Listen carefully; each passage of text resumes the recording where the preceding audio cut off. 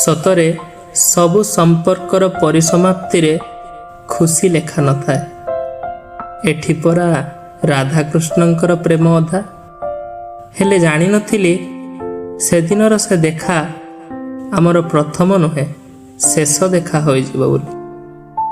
ତାର ସେଇ ଡାଏରୀର ଶେଷ ସଂଳାପ ଏ କାହାଣୀର ଏମିତି ମୋଡ଼ ନେଇ ଆସିବ କେବେ ଭାବିନଥିଲି।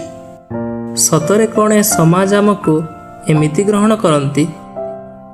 ତାର ସେ ଲେଖା ଛଳରେ ସେ ପରୋକ୍ଷ ଭାବରେ ମତ ଦେଇଛି କି ମୋତେ ଭୁଲ ବୁଝିବନି, ତୁମକୁ କଷ୍ଟ ଦେବା ମୋର ଉଦ୍ଦେଶ୍ୟ ନୁହେଁ। ହେଲେ କ'ଣ କରିବି, ମୁଁ ଏମିତି ଏକ ସାମାଜିକ ମଣିଷଟିଏ ଯେ ତୁମକୁ ଏ ସମାଜରେ ପରିଚିତ କରିପାରୁନି।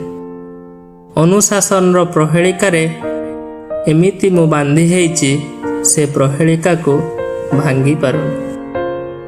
ହଁ, ଏଇଟା ସତ, ମୁଁ ତୁମକୁ ଖୁବ୍ ପାଖରୁ ଜାଣିଛି ଆଉ ଚିହ୍ନିଛି, ହେଲେ ଆଉ କାହାକୁ ଚିହ୍ନାଇ ପାରୁନି। ଜାଣିଛି ଏକଥା ତୁମକୁ ଶୁଣିଲେ କଷ୍ଟ ଦେଉଥିବ, ହେଲେ ମୁଁ ଅସହାୟ। ମୋ ପରିବାରରେ ତୁମକୁ ମୁଁ କେବେ ବି ପରିଚିତ କରିପାରିବିନି। ଭଗବାନ କରନ୍ତୁ ତୁମେ ଜୀବନରେ ସବୁ କିଛି ହାସଲ କର ଆଉ ସାରା ଜୀବନ ଏମିତି ବିନ୍ଦାସରେ ରୁହ।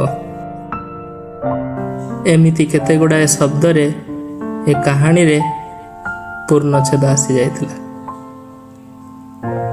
ଖାଲି ରହିଯାଇଥିଲା ଢେର ସାରା ସ୍ମୃତିପତ୍ର।